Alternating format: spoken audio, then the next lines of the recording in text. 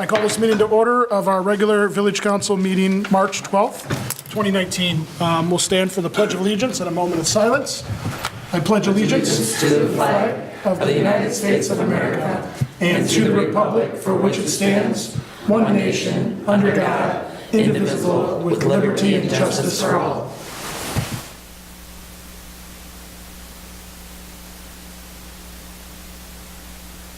Thank you.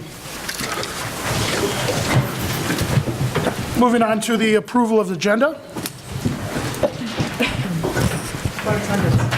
Oh, I'm sorry. Madam Clerk? Bailey? Here. Ross? Here. Elmer? Yep. Logan? Here. Kemp? Here. All right, we're all here. Moving on to approval of the agenda. Can I just question, our last agenda has item F under 10, right? Is that the last one? Yes. Yes. Okay. Then if there's no changes, I'll make a motion to approve the agenda as amended, as finally presented. As presented. Support. There's a motion with support to approve the agenda as presented. All in favor? Aye. Those opposed? Motion passed. Any presentations? Seeing none, we will move on to public hearings. Our first public hearing of two this evening is for the Michigan Passport Recreation Grant. So at this time, I'll entertain a motion to enter into public hearing. I'll make a motion to open the public hearing for the Michigan Pass Grant at 6:31 PM. Support. There's a motion and support to open public hearing for the Michigan Passport Recreation Grant. All those in favor? Aye. Those opposed? We are now in public hearing for the Michigan Passport Recreation Grant. If you are here to speak on that topic, please come to the podium. Let us know who you are and if you're willing, where you live and what your comments are.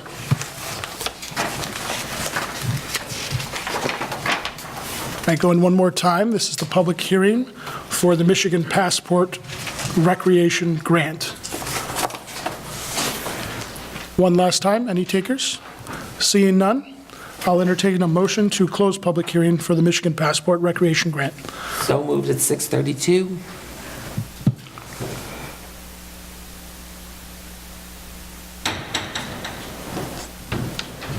Or we could just stay and open if no one else wants to support that. There's a motion with support to close public hearing for the Michigan Passport Recreation Grant. All those in favor? Aye. Those opposed?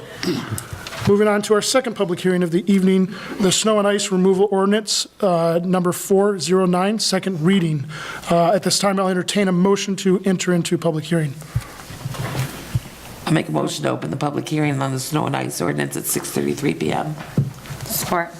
There's a motion to open public hearing for the snow and ice removal ordinance with support. All those in favor? Aye. Those opposed?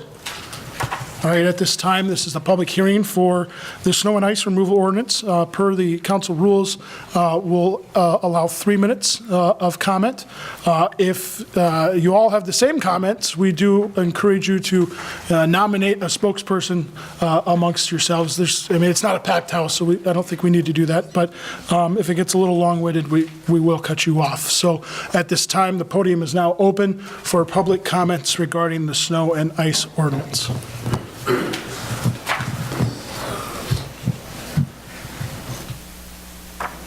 Sure. Just state your name and what's your comments. We can do that at the podium. Yep. That way it gets on the tape.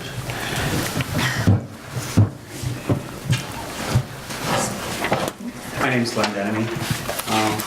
I feel like I'm the only one that has something to say about this because my wife and I were the only two that showed up in the first meeting. Correct. So I just had a couple of questions. I know we're back reevaluating the whole ordinance again. I just wondered if I could ask you a couple of questions about what happened.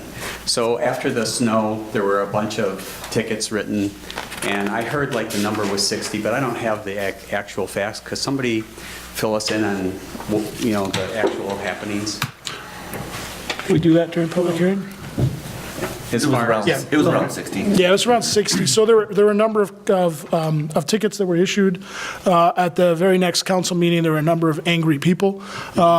Some thought that the timeframe was not loose enough, which was one of the comments that you expressed in the original public hearing. There was also comments received that the tickets were too high. And so council decided to rehash all of it again over the past couple months. And so I don't have it exactly in front of me because it's later on in the agenda, but we do reduce the fee, remind me, Joe, to $25 for first offense. And then it scales up from there. So, and then the duration is longer. So those are the two primary changes. We felt that but giving our residents more time would be appropriate. So one of the other comments you guys made when I was here the last time was we're really not after the subdivisions, we're really after the businesses. Were there any tickets written against businesses or only in the subdivision? Yes, there were tickets against businesses as well. And there in the recent code enforcement report, there were tickets written recently as well within the businesses. First report I heard that it was all in the subdivision, so I was wondering No, what no. it was. So. All right, thank All you. right, thank you. Thank you.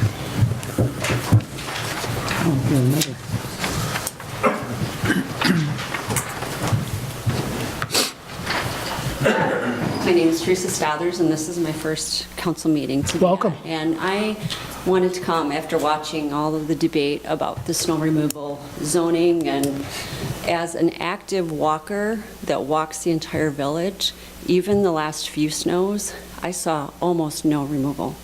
There were sections, complete sections of sidewalk that weren't touched for weeks.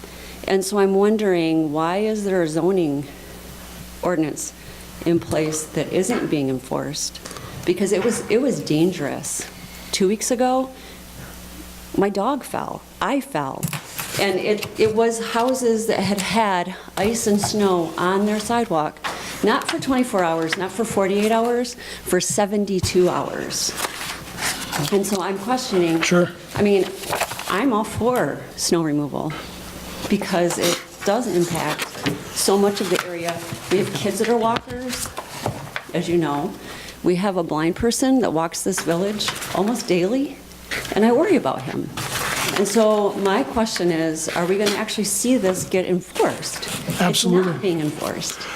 Since, actually on February 19th, there were 12 tickets written in regards to snow. And I don't know if those were the properties that you have concerns with, but it's continuing to be enforced. It will continue to be enforced moving forward because just like you, we are residents of this community, and we walk our children to, the bus stop, and or we see residents who are out and about, and some of them don't own a vehicle. Walking is their mode of transportation. So it is certainly something that we take seriously. And we thought that the enforcement was perhaps too heavy-handed with the earlier version of this ordinance. And so we've scaled back the fee a little bit, the fine, and have provided a little more time. The one address I've actually called the village office about, and I do feel bad because this person is paying to have their snow pushed, and the pusher is putting it across the sidewalk. And it was hip high at one point. And nothing was done. That snow stayed there until it melted last week. Was zero. I mean, obviously they didn't receive something, or it wouldn't have stayed. And I realize that resident needs to speak with their snow removal person, but it was to the point that you couldn't even, you had to go in the road. Sure. And it's a road around a corner. So it's a blind area. Okay. And that, I know, that was there for more than 2 weeks. Right. And there is a mechanism in the ordinance that allows the village to remove that snow Right. and then that charge is actually back. what I guess I'm questioning. Right, yeah, Why and wasn't I don't that know part of the ordinance I don't know enforced? what property was addressed, or, this may be a question for staff, maybe offline, to see, what the particulars of that particular case are. There, I know that looking at the citation report, there is one property, and I, out of respect for that property, I won't name any of these properties, but, there's a fourth offense, there's a second offense on some of these, so who knows what those individual circumstances may be, but it's certainly something that the village takes seriously, and we will continue to enforce once we determine what our next steps are with the ordinance that is in front of us. Okay, thank you. Thank you. Thank you for your comments. You can keep that if you want to. And thank you for coming to council tonight. I have a comment about the public hearings. Mr. Bailey, you have a comment? Assuming there's no further people, oh, there is a further person.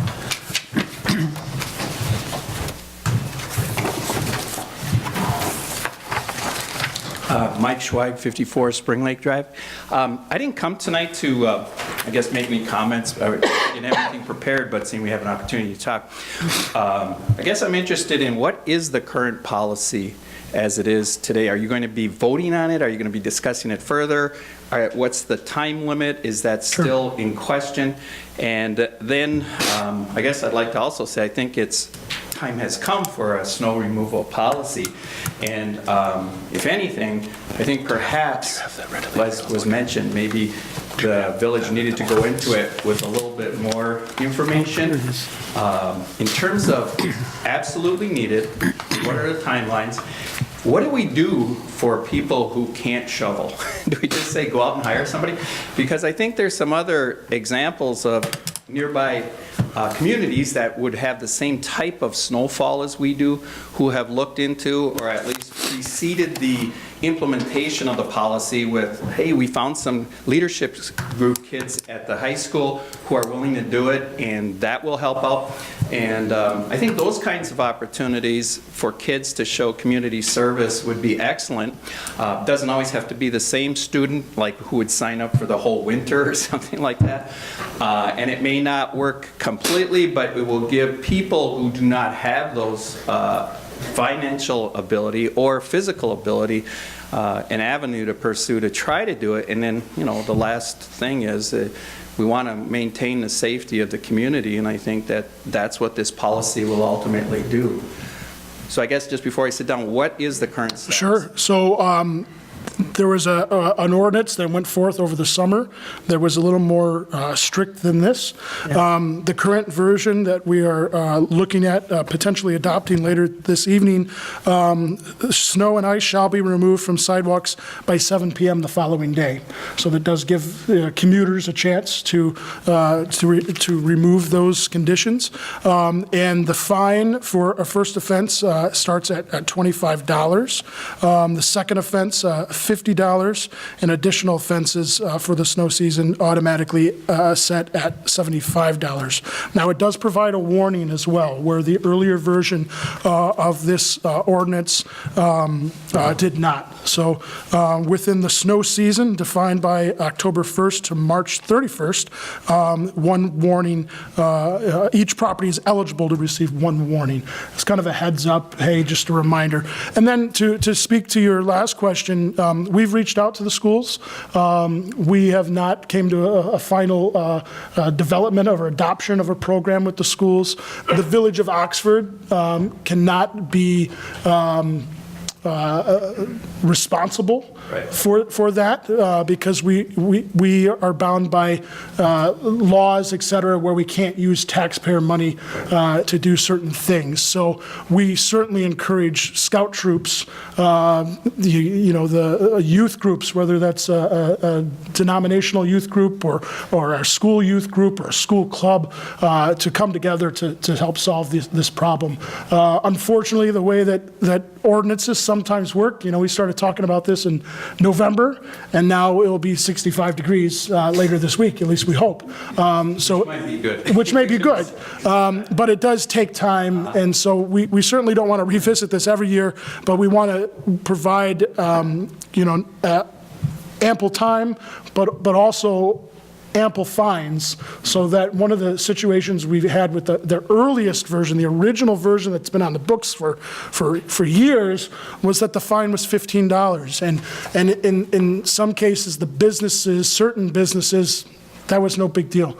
We'll just continue to pay $15 and the snow will stay there. So this is a little more robust. It does provide, you know, some leeway if there are additional infractions. So it says not less than 25, but no more than 500. So using the discretion of the code enforcement and the administration, case by case, that can be adjusted, that fine. And I guess in closing, I'd say I would be willing to pursue some of those organizations. And I think, like I said, just to give enough time, you know, to get in touch with it before it's, whenever you're going to implement the actual policy. And Yeah. I think you have till about October now. That's what I was going to say. It looks like that. And I'd be willing to contact some of those groups because, yes, I understand in reading it that the village cannot really even coordinate it and say you're working for the village or stuff. Right. So I'll make those contacts. Yeah, if you could, and if you could And, keep village staff in the loop, that'd be helpful. That their information would be available on the village.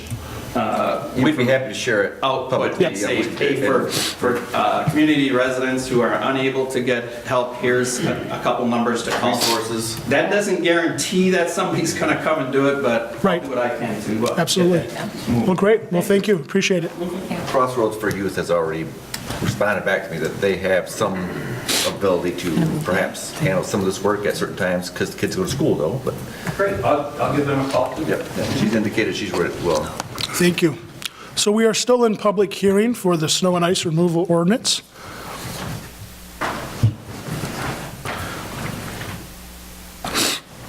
Kadrich, Woodley Way. As one of the people that came storming in here after the 60 tickets were written, thank you for bringing that up. I just wanted to thank you for the relook. I know there was some animosity that night about putting up for a relook, but I understand that, you know, I appreciate that you did the relook. The previous board seemed to, it just seemed to me that it was heavy-handed, like you mentioned. But I really appreciate the relook, and I'm thank you for your efforts here. Thank you. Any further comment? Okay, public hearing going one more time. Was there any more? Yeah, I can talk after it closes. Okay. I'll make a motion to close the public hearing at 6:47. Support. There's a motion and support to close the public hearing regarding snow and ice removal. Those in favor? Aye. Those opposed? All right, moving forward. Mr. Bailey, you have a comment? Yeah, I wanted to talk about public hearings and how they work and all, very briefly. They're called hearings because the members of the village council are here to hear what you have to say. So our job is to listen and sometimes to respond. But any time that our responses might start to look like we're starting to argue with the person at the podium, no. That cannot happen. We're not here to argue. That is not allowed. We're not allowed to argue. Now, you were giving information, and I was listening very carefully, and I heard you say nothing that sounded like the least bit like an argument. If you had, I would say, hey, we're in public hearing. You can't argue. So we did it right. Thank you, Mr. Bailey. And now there is a time for arguing, but not during public hearing. We'll address these issues later on in the meeting. And later on, things can happen that sort of sound like arguing. Thank you, Mr. Bailey. We're moving on the agenda to the call to the public. I know this seems a little redundant, but this call to the public is on any topic, topics that are not the ones that we just discussed. So if there's anything that the public wants to address council, now would be the time. Different than what we just did, where I provided information, the call to the public in this sense is non-actionable.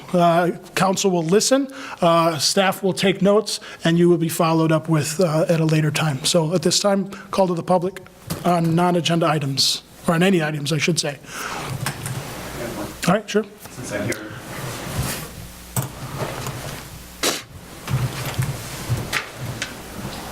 Glenda, me again.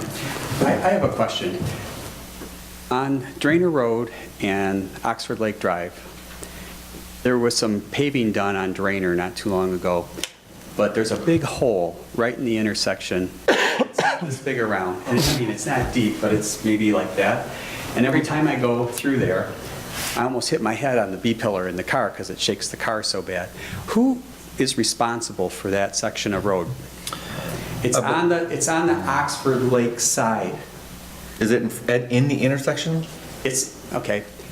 Because it's only a small portion that we have there, is that If I correct? was driving down Drainer, somebody came through a year ago and kind of topped off. Governor County Road This Commission. is as soon as you're making, okay, I make a left-hand turn off Drainer onto Oxford Lake Drive there. And it's as soon as you're making that left turn, as soon as you get off of what I would call Drainer, it's immediately there, there's a big hole. And a lot of people, because of that hole, they make the left turn in the right turn lane, so they miss the hole. I go around it the long way, you know, and people try and then cut in underneath you. And I just think it's dangerous because of the way people try and skirt it. And I can't understand what's going to happen once the M24 traffic goes down that thing. It's terrible right now. It's going to be bad later. I'd just like to understand who's responsible for fixing that, and if it's us, can we fix it?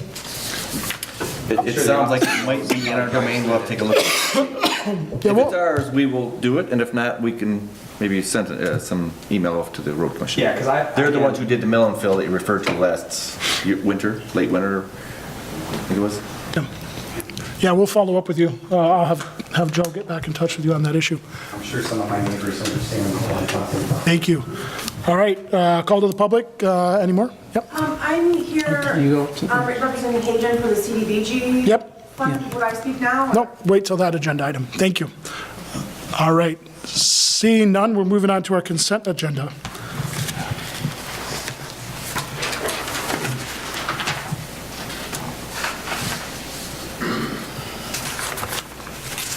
If there's no questions, I'll make a motion to approve consent agenda items 8 and 1 and 2. 8A, 1, 2. Support. There's a motion with support to approve consent agenda items 8A, 1 and 2. Those in favor? Aye. Those opposed? Moving on to consent agenda items B.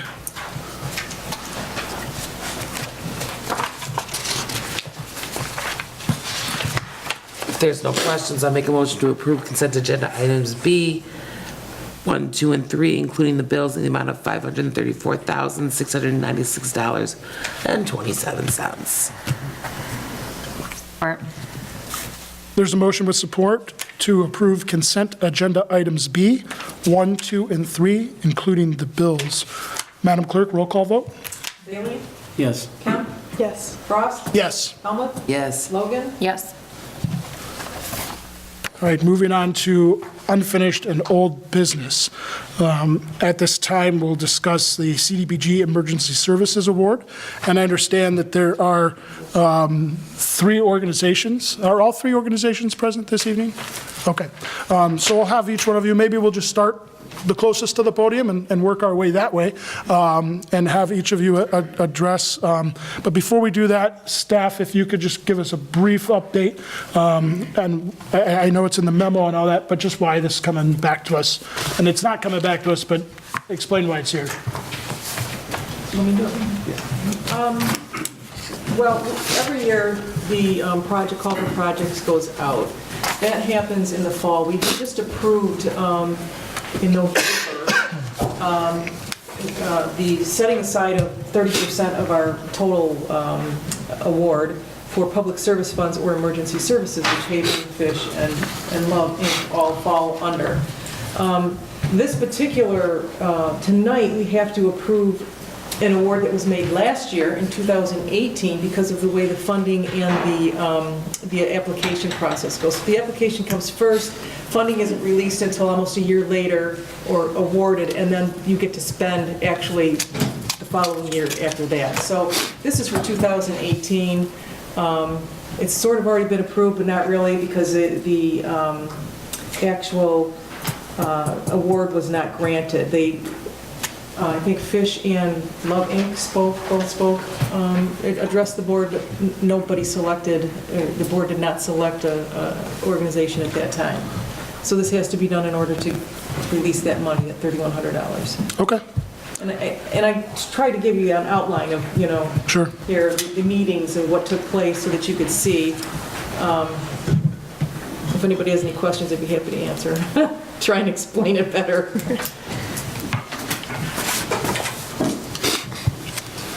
All right, so we'll start with Love Inc. We'll go to Haven and then Fish. So if you want to come to the podium. How are you? Good, how are you?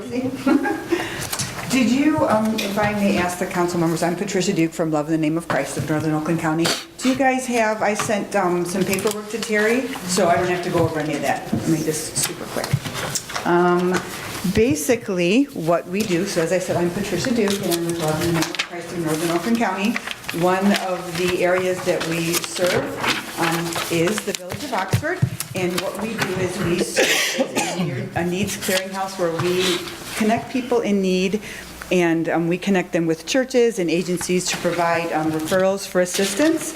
And last year, we didn't have this data, but I was so excited that we were able to collect it this year and find out that we actually had 101 requests specifically from the Village of Oxford.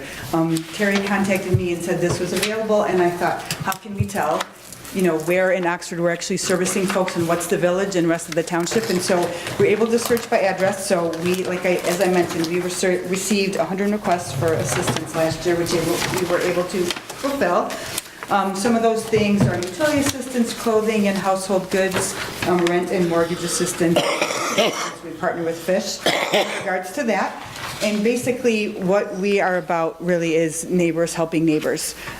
We have relationships with our clients. There's one of them that I can't mention for confidentiality issues, but I met her when I was volunteering at Love Inc. She came into our clothes closet, we got to know each other. I see her now when I'm going to the library. It's just basically, it's a numbers game too, for sure, but it's what we do is we really try to build relationships with the clients that we have. I met someone this morning at a chamber event, and he knows, his name is, I can't remember his name, but he's with a new company in the area called Lumbermac, and there's a gentleman that he knows he just met that's a paraplegic, and he wants to help him. I think he's going to build out his restroom because he can only take showers, like a sponge bath right now. So what I'm going to try to do is, and what we do as part of Love Inc. is hook him up with, different organizations in the community that can help him out. So basically, we're just out here helping our neighbors. We, live here, work here. That's basically what we're all about. So, thank you very much. Thank you. Yep, thank you. Could you explain, and maybe the gentleman from Fish could explain too, looking at some of the documents, it seems that there is a relationship between your two organizations. Yep. And so could you just explain to the council, how that works? So it seems that sometimes funds are shared or utilized between the two. So how does that work? Yep, absolutely. So I don't know, Randy, if you want to come up and address that as well, if you'd like, or if you'd like me to. Speak on that. Okay, sure. Okay. Okay, wonderful. Thank you. Okay, thanks. We'll keep going down the line just for, Do that now? I can wait. whichever, yeah, sure. Whichever. Hi there, my name is Wendy Powers, and I am from Haven, and I'm sure you all recognize me from November. I do have some updated information that I'll pass out, just some fact sheets. I know you got some of them last time, but we do have the 2018 fact sheets. And as you will see, I'm not going to spend a lot of time on the numbers, but our numbers do unfortunately or fortunately keep increasing. Every person we serve is obviously on a path to healing, so there is joy in these numbers, but specifically in 2018, we saw more adults in counseling, more children in counseling, we saw more calls on our crisis line, and we helped more people file personal protection orders. When I presented in November, we had, for the previous year, we had serviced 22 clients from Oxford. From July of 2018 to December of 2018, which is where my brain is right now for CDBG billing for 2018, we've already serviced 14 people from the Village of Oxford. So the numbers here are also increasing. That's more than half of what we did the year before in 6 months. But what a lot of people don't realize is, even though Haven is a shelter, we do offer so much more. And, some of that is about building community. And so I want to share one of my favorite survivor stories, and it's about 2 women who were separated by more than 40 years in age, and they were sexually assaulted by the same man, which just proves to you that the issues of domestic violence and sexual assault affect all ages, all nationalities, all economic groups, all townships, all villages. They first saw each other across the room at a local police station when they were called in to look at the lineup. And their eyes met, and they realized that they were kind of sharing the same story. But they didn't talk, they just went on their way. It wasn't the guy. A couple years later, they saw each other again, but this time it was at the trial. And as people that were testifying, witnesses in this case, they still couldn't speak. But again, they recognized each other as survivors and started from across the room to form a bond. And when they really connected was when Karen was standing outside the doors of the courtroom waiting to testify, and her stomach was in knots, her breath, she's having a hard time catching her breath. She wasn't sure that she could actually go through with it, facing her attacker, telling her story. And then the doors opened, and Helen, this little 80-year-old woman, came walking out. And once again, their eyes met, and Helen had just testified. And Karen said she looked at her, she smiled, and she raised her fist. And Karen said that gave her the power to go in and face her attacker, to testify, and to get him convicted. And since that trial, they have since connected through services at Haven. They've gotten to know each other, and they've formed their own community of survivors, much like the women of Haven do. They are now mother and daughter by choice. They continue to spend time with each other, learning to trust each other, learning to talk about their experiences, sharing their experiences, and healing.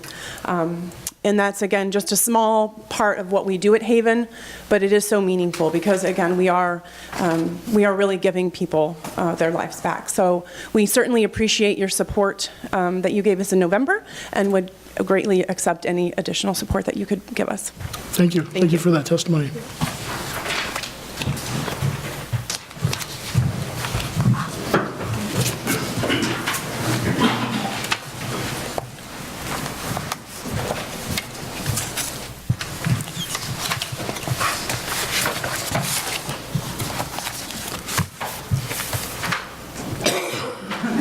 So I'd like to introduce myself. My name is Randy Gower, and I'm with the Oxford Orient Fish. I'm the treasurer of the organization.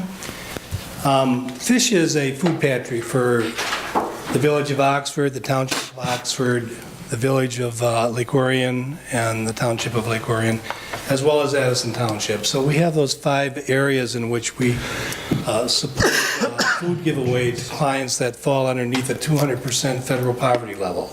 So how one becomes a shopper at Fish, we go in for a client review. So they're invited to come over, and they talk about their address history, where do they live, what their family dynamics, who lives with the household, and we verify their address is inside of our boundaries. We verify that their economic resources fall beneath our threshold. And then they become eligible to shop at our pantry, and it's a free choice pantry. That means individuals come in and they can just go up and down the aisles, put their food into a shopping cart, and it is weighed by family size, and there's no criteria on what they can select or what they can choose. It's their choice. It gives them that dignity. And food is allowed by a certain amount of poundage per family size. One person, 60 pounds, goes all the way up to 8 people in a family, up to 200 and some pounds. They get to shop once a month. So that is kind of how we operate as a food pantry. And we are associated with Love Inc. in the sense that we try and support and refer clients that come to us in need to Love Inc. because they can further support them in the needs and expertise that they do. We are distinct, separate organizations, but all of us are nonprofits, and our whole intent is to try and find support for the client that comes in and looks for assistance. Our organization is 45 volunteers. We're all unpaid, so we have a vast network of individuals coming in and dedicating time to stock the shelves and to assist the shoppers. They assist the office staff in making the arrangements to come in for shopping experiences. And we're an organization that's 47 years old, and we just recently relocated to a new location at 1060 South Lapeer Road, the Dan Davis Building. It got quite a little bit of media blitz. It's a beautiful facility, one floor. There's no movement of food between the first and second basement floors. So we're very proud of that, and we hope to continue giving out services to the Oxford Village. We give approximately 10,000, maybe 12,000 pounds of food to the village clients. Our total organization giveaway is about 190,000 pounds of food. And I guess that's all I really can report on. We ask for your assistance if you can consider us. We appreciate it. Us and the clients appreciate anything that can be considered for community development block funds. Thank you. Any questions? Thank you. I have just one question, Madam Clerk. Can you remind me the amount? It's $3,000. $3,100. $3,100. And is there any restrictions on how that sum is to be allocated? Can we allocate all to one, or can we do percentages to each, or what's our options? I would imagine you could split it up. I believe it all has to be to one. Do you? We've gone through this in the past, and it's all got to go to one. Yeah, That's how it was done a couple years ago, but I don't know if it's by choice or not. yeah, I can Mr. Bailey? remember when essentially we did a rotation, an annual rotation, but I didn't know whether that was required to have all of the money allocated to one in a particular year. I didn't know what the motivation for that was. I'll have to ask, because that question never came up. You're right, though, historically, you've always done to one. Correct. I think one of our people know. I believe that there's a minimum amount that you can give. So you can give, usually you can give 30% of your CDBG funds to public services, and of that 30%, there's a minimum. So like this past year, I believe it was, for 2018, it was like 3,500 was the minimum to any one Right. organization. Okay. That 3,100 represents what our 30% was, I think, that year too, so. Right. Yeah, if your 30% is less than that, then it's all like. Right. Okay. That makes sense. All right, what's council's pleasure on this? I think this is always the worst decision of the year. Absolutely. They're all great organizations and have wonderful missions that serve our residents. Terry, who did we give the money to in 18? For 2017 project year, it was awarded to Fish. This is 2018, hasn't been awarded yet. 2019's already been awarded to Haven.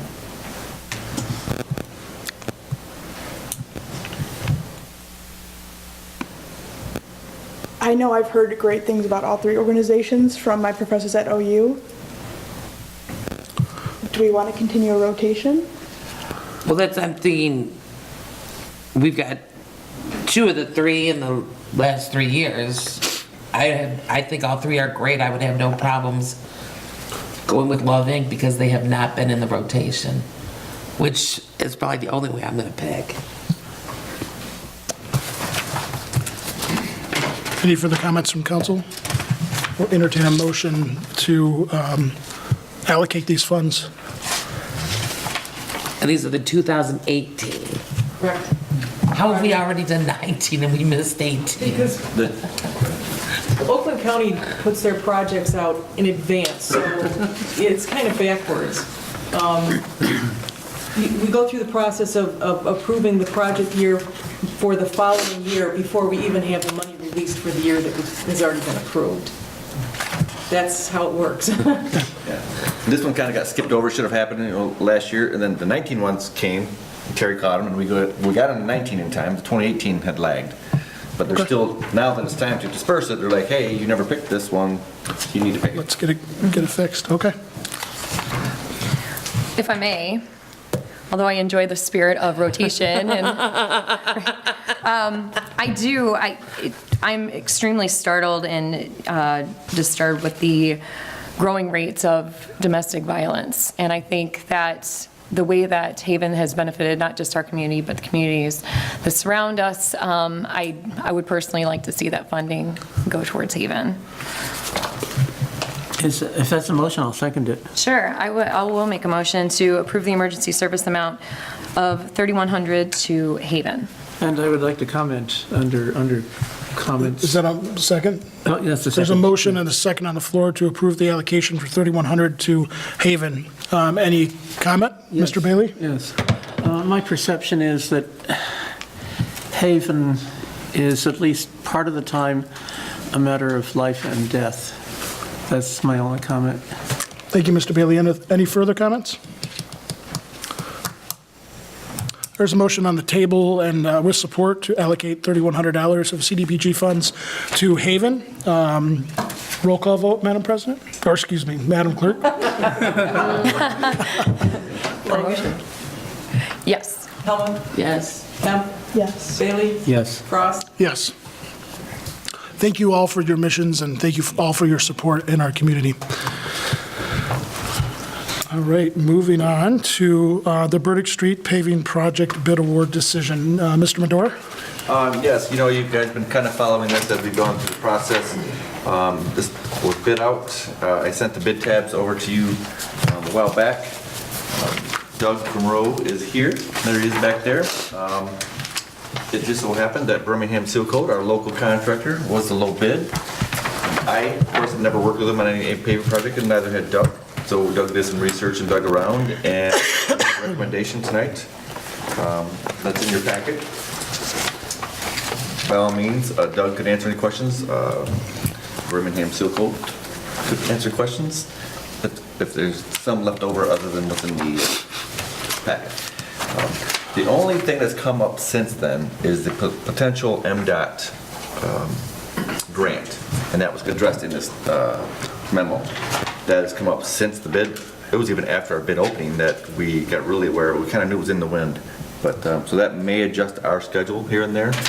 We hoped to do this prior to school getting back in session. We aim for July, August timeframe.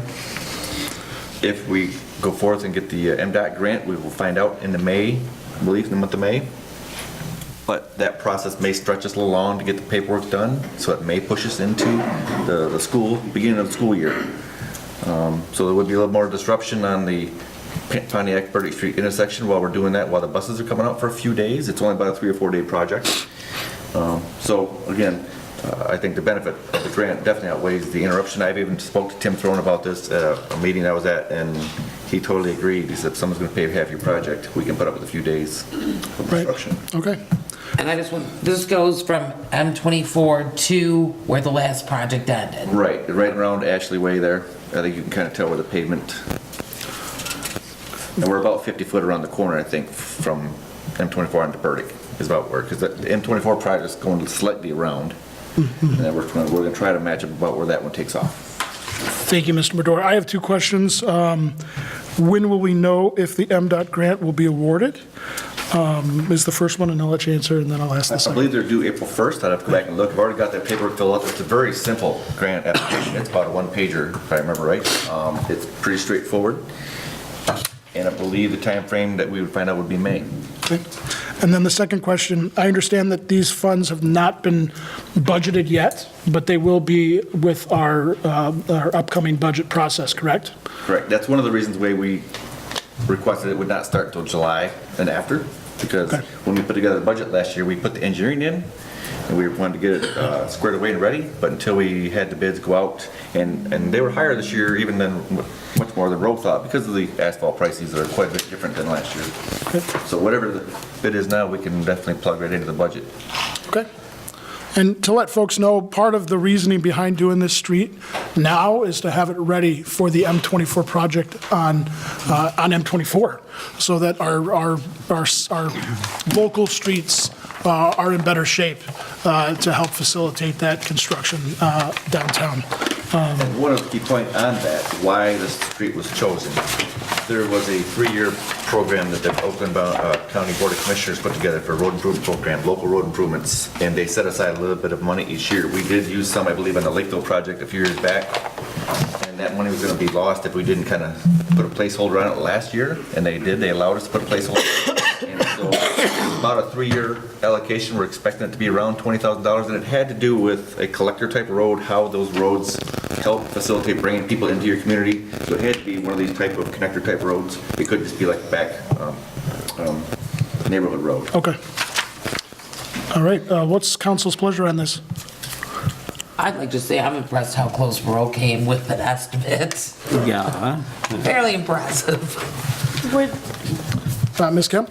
I know part of the budget is to, or part of the estimate is maintaining traffic. If it is pushed back towards start of school, would that change? How much would that change? Do we have an idea? We have not addressed that issue at all with the contractor.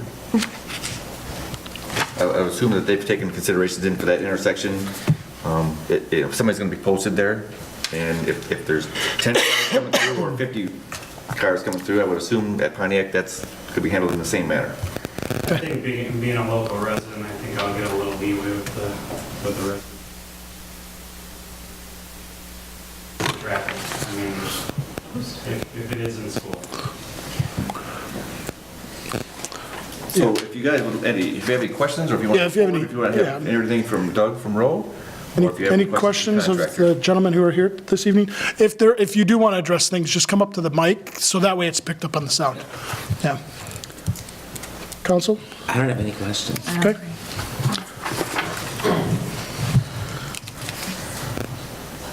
I'll make a motion to award the Burdick Street repaving project to Birmingham Seal Coat with the understanding that the project work dates be worked out between the village manager, Rowe, and the contractor. And has Bob Davis seen all of them? we haven't put together any contract yet. Okay. No.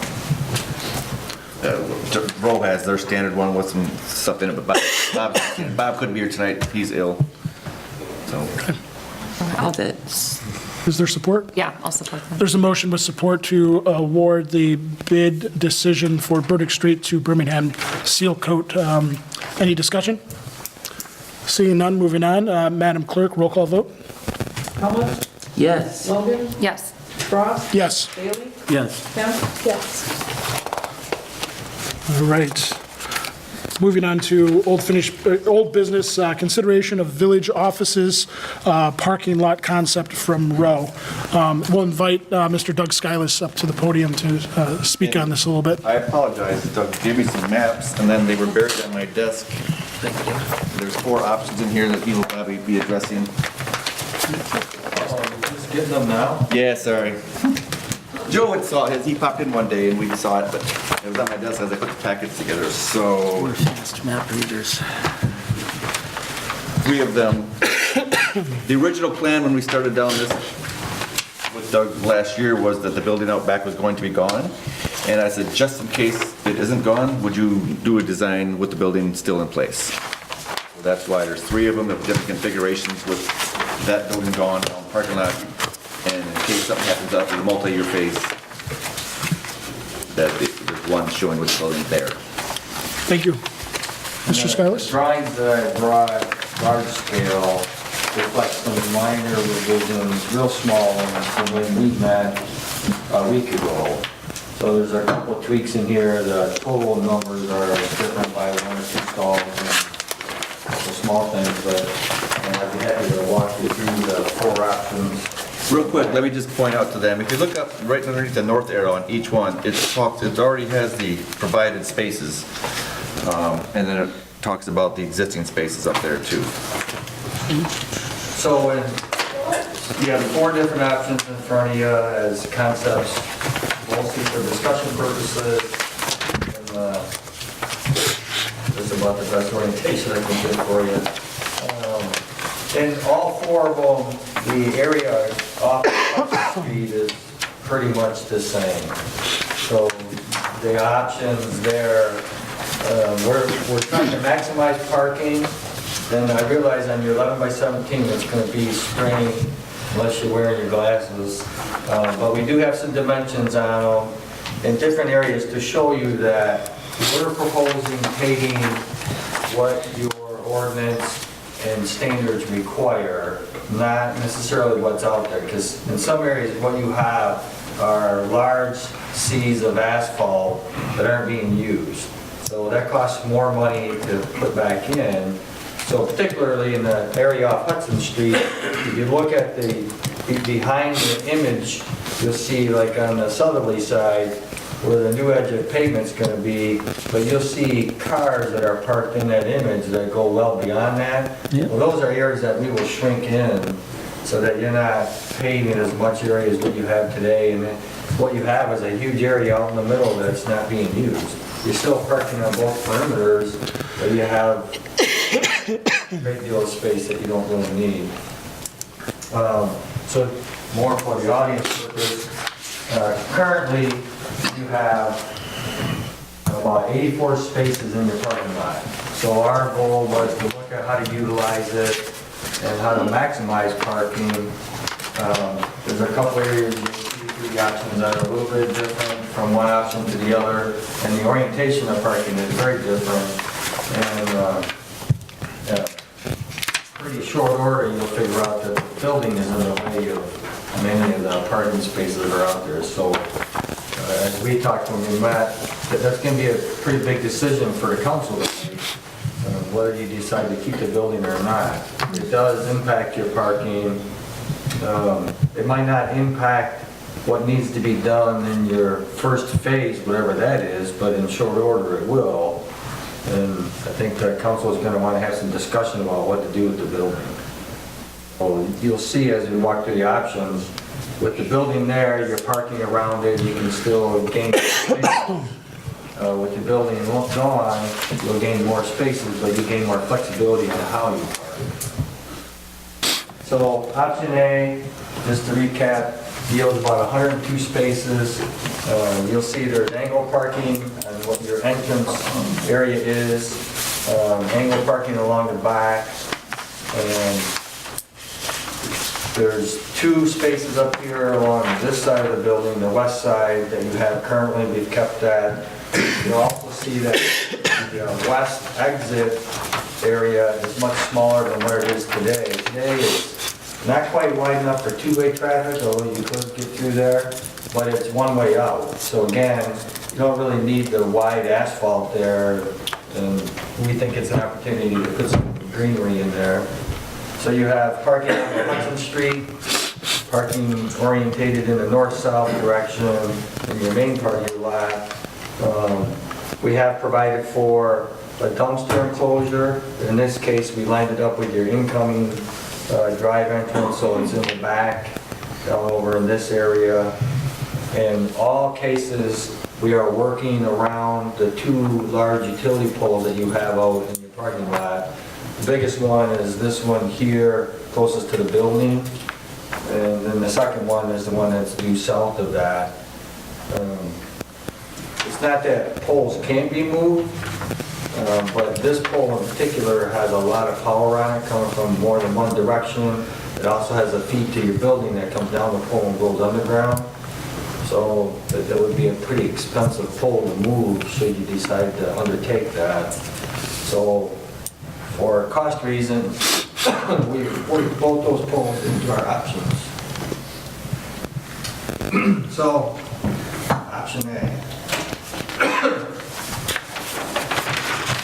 The second option, option B,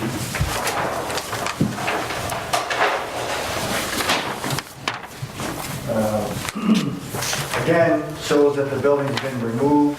So option B takes you to 94 spaces. But parking's in a different orientation. And you can see the area off Hudson Street is very similar. The entrance is similar. The exit's the same. But your parking is perpendicular off the building and then continues perpendicular in the north-south direction. You could get some more parking this way, but we're taking some liberties by showing some landscaping in the corner. And again, your dumpster enclosure is located here more along your west line, orientated with coming in off Hudson Street. If anybody has questions while we're going through this, just yell out. Just the cost. No cost. I was like, oh. It's all I free. Yeah. I'm trying to figure out the cost benefit of all of this being, well, first of all, I mean, I'd like to know what the chief's pleasure is regarding the public safety building. I really would like to hear his recommendation on what we do with that before we decide to remove anything. But I'm just thinking, I mean, as far as the cost of redoing this entire parking lot, I know this is something that was discussed thoroughly before I came on, so I'm just trying to catch up. I know there was an option on the table at one point that we were actually considering selling this building. And if that was a consideration that we put back on the table, then I would have to say we should hold one moment and consider moving forward with a large-scale project with a large cost such as this. And I don't want to get too far off the trail, but this is just my thought process as we move forward. I appreciate that, Ms. Logan. Let's let Doug finish with the concepts, Yeah. So let me and then back we up can... just for a minute, because you made an interesting point that I should have said early on.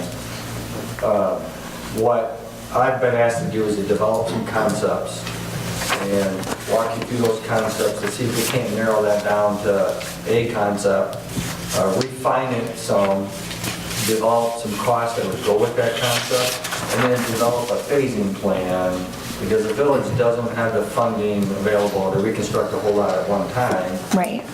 But you could do it incrementally. And so the phasing plan would be an attempt to do that so that you can say, well, if we built this phase, it would cost this much, the next phase would be this much. Continue to budget for that. So that's the goal of this. It's better if at the end of this we have a game plan that we can follow. It doesn't mean that it can't be revised, but it certainly lends itself, if you're going to build something in phases, that you have a master plan that you're kind of following. Otherwise, you might trip over yourself and have to redo some things as you change your mind. Great. And it's a great strategy, and I appreciate your Currently, efforts. it's, Sorry. Graham. A little bit of engineering and some fun and paper. It will be changed. I'm not panicking too much yet. No. I appreciate, Ms. Kemp?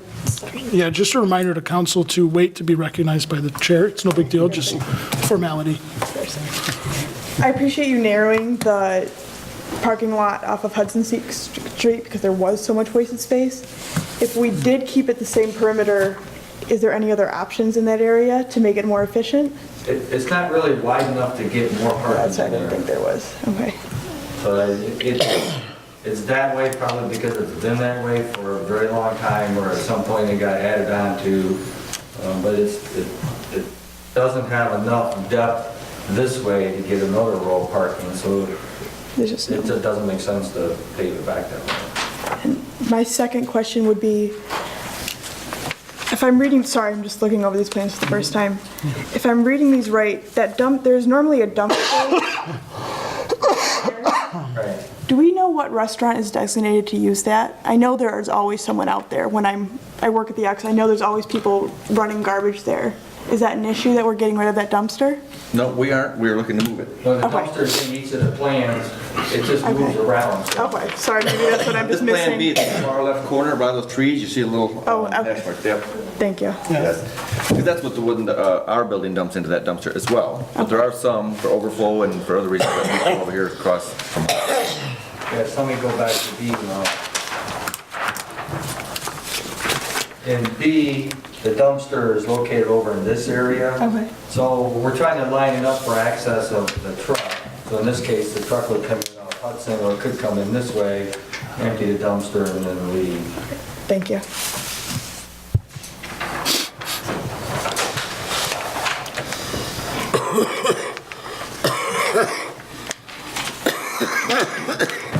Option C takes us to 8 spaces. sorry, 89 spaces. This option has the building is still there. So you can see that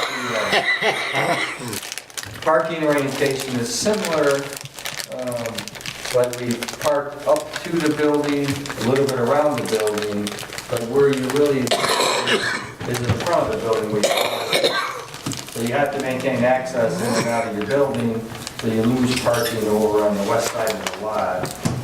But it does give you one example, if you decide to keep the building, of what you can do with parking. And again, we're still working around the 2 utility poles. The dumpster enclosure is back, lined up with your entrance alley coming in. So truck can come in, empty it, and then you know the exit of it.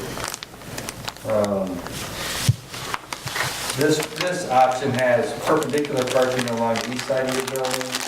It can be changed to angle parking. We played with both. You'll see on the next option where it does have angle parking. And personally, I think angle parking is easier to get in and out of when you're backed up into a one-way drive that's not quite as wide. But one-way parking isn't quite as efficient, so we lose some space. Are you still on, what are you looking at? Read. Okay. Because on C, you got, I think that's 8 spaces. I'm a little old now, I can't really read those numbers.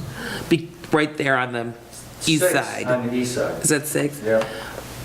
If they're angled, because angled parking doesn't have to be as wide. And angle parking is about the same dimension, but it's on an angle, so you lose, we'll show you on the next one, because we have angle parking on D. But I think in our zoning ordinance, it doesn't have to be as wide. Yeah, you may save a foot, but the reality is that the dimension of an angled stall is similar to a perpendicular. You gotta have room for your doors to open. Right. Whichever way you're parking. Where you save on angle parking is the aisle width behind you. Right. And that is just a one-way aisle. Right. That's why I think angle parking is kind of ideal. So that was C. D. Again, shows the building being removed. Takes us to 98 spaces, so it's not quite as much as the first one, a little more than C that we just looked at. But you can see on the east side of the building, we're angle parking. One difference, we took a little bit of liberty in this option, is the area out in front of the building around the pole. Doug, you can see that there's a landscape there. I'm sorry to interrupt, but this is one of the upgrades you made. Ours still shows perpendicular parking. Yeah. Around the building there. So just so they make sure they're looking at the right one. This is, yeah, we show 99 spaces and the perpendicular along the east side, so it is the right one. After our meeting, we discussed having an angle parking on this side, and you see some opportunity for some landscaping or stormwater management perhaps, or there's some potential for other elements here. Because one of the things we talked about is you could, for instance, if you had artists in the community, you could build a concrete pad and then allow artists to display their artwork there. You could have, you could do some light landscaping around it. You could put a rain garden in there so that you could collect some of your roof water off of there, give it a chance to infiltrate into the ground. And again, it's an area that you're not just paving back, because this area is not real usable because of the distance between the building and pole. It's just a challenge. You can't park there. You could drive through there, but you can't park there because of the pole. So, and what you have, it shows perpendicular parking, but we changed to angle parking. You pick up one more, I think, in this area. Dumpster enclosure is over here on the west side. And again, the area off of Hudson Street remains unchanged. I think in the option you have, there were 13 stalls on this northern, so we moved it over one more to pick up one stall. And that's pretty much the highlights of the 4. Okay. Thank you, Doug. Any other questions for Mr. Skylas? I think these are all great, Doug. They're very interesting concepts, and I think what you present certainly maximizes the space and the efficiency in terms of, what paving is there. I think we should hold off on determining which one of these we like, and I think we should look at these again during our budget workshop that's going to be scheduled later at this meeting, because then we can start to talk about some of those priorities of, how much does the building cost to remove versus to keep, and start looking at it holistically. So I move to set this aside until our budget workshop date. I just have a couple questions, if you don't mind, that I'll support that with a couple questions before we vote. I'll support it. but we can Support have for for discussion? Discussion, yes. All right, there's a motion with support to set aside, Ms. Helmuth? I know you moved the dumpster over to the north-southwest corner, and I do think because that's used as an overflow for at least some of the restaurants, that would be a problem. And I don't know if there's a There are a couple options where the dumpster is located. Directly off Just south of where it is now, but off the entrance coming into the parking lot. I think that's important because we've had so much problems with the dumpsters in the main lots, that to move that, I think will just create a bigger problem. And I want to say, Ms. Kemp? sorry. I want to say I feel like there was one restaurant that is designated to use that, because there's always someone over there, even though, going that way, even though the main one's still empty. Is there someone that does that? Maybe that's a preference of theirs. I don't know. Sometimes the longer the walk, the better the cigarette break, No, I did not think about that probably. I did. Yes. Okay. So let's move it way over here on Pontiac Street. There are some that will go over there, and I could tell you, Dan, our code enforcement, he knows much more so because he sees them and he talks to them, and when he realizes their bag of stuff didn't make it in the dumpster but it's laying on the ground, he tracks them down, so he would probably be able to speak to who more personally, directly is using it. Okay, I think you might be actually Thank right you. about that. I didn't think about it. thank you. Any other comments, discussion? On D, what is this hashed area between the building and the first phone pole? That's just, The entranceway, isn't it? Well, it's what I called it. that is just a striped out area on the pavement. Okay, So you can't park there, but you can drive through it. okay. It's too close to the pole, so you can't really gain parking.